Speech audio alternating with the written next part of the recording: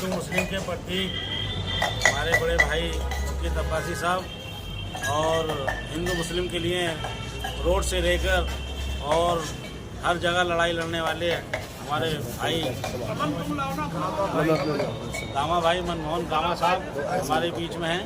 और माशाल्लाह यही एक गंगा जमुना तहजीबे के देखिए मस्जिद के अंदर जो है माशाल्लाह गामा भाई बैठे हुए हैं।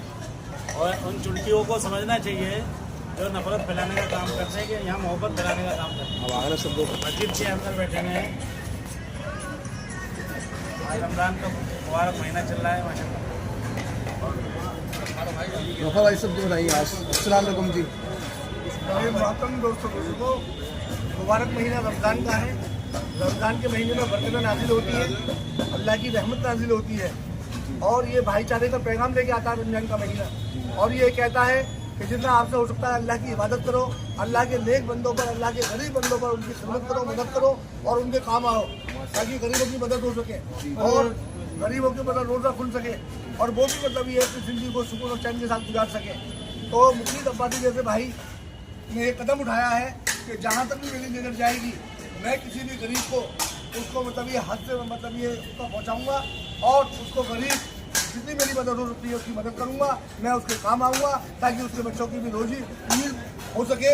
और हमारे बीच हमारे गामा भाई जो हिंदू मुस्लिम एक मिसाल है हिंदू मुस्लिम एकता की और जो गरीबों के लिए, मुस्लिमों के लिए, माइनॉरिटी के लिए भी अपने हिंदू भाइयों के साथ साथ आधी रात तैयार रहते हैं और आधी रात अपनी आवाज़ को बुलंद करते हैं। चाहे प्रशासन में जाना हो, चाहे किसी डिपार्टमेंट में जाना हो, हर वक्त लोगों की सेवा के लिए तैयार है। मैं दुआ करता हूँ कि गामा भाई को, मुफ्ती भाई को अल्लाह ताला और कामयाबी अता फरमाए।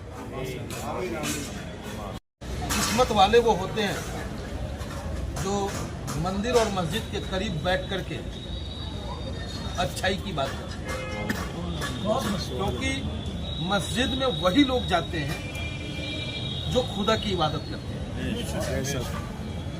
और जो खुदा की इबादत करता हो, जो जिस धर्म में जन्म लिया हो उसकी इबादत करता हो, वो निश्चित रूप से खुदा का बंदा है। वो नास्तिक जो होता है वो किसी का नहीं है ना।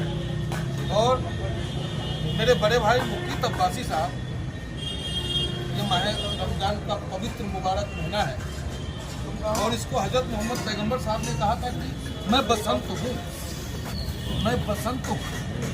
ये मौसम जो रमज़ान का मौसम है, इस मौसम को बसंत उन्होंने कहा।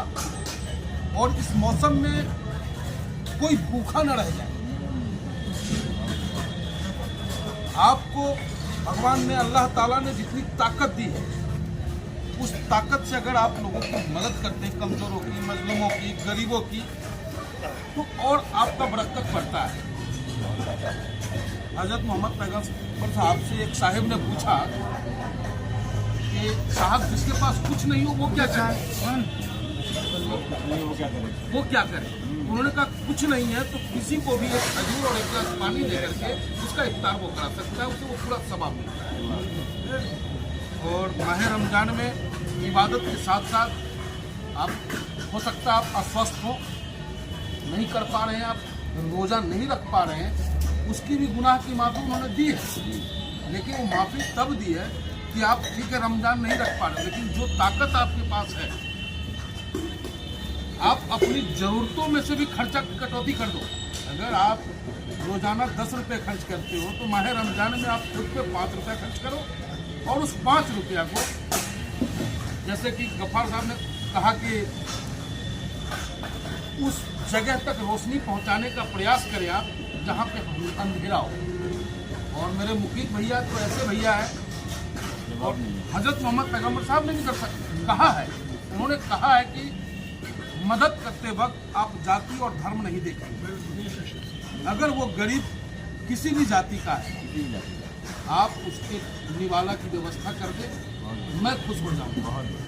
और मैं उनसे कहना चाहता हूं जो नफरत की बात करते हैं, अरे हजरत मोहम्मद पैगंबर साहब हमारे उसके घर भी गए जिसके सर पे जो कूड़ा डालने का काम करता है। हमारी क्या बात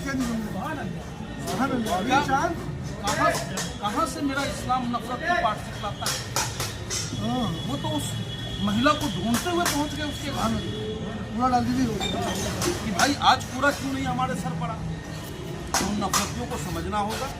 और इस देश, हमारे देश की खूबसूरती ही हिंदू मुस्लिम तिलक और टोपी है। देश की ताकत तिलक और टोपी है, और ये दोनों हम मिलके चलेंगे। इन नफरती सियासतदानों के झांसे में हम नहीं आएंगे।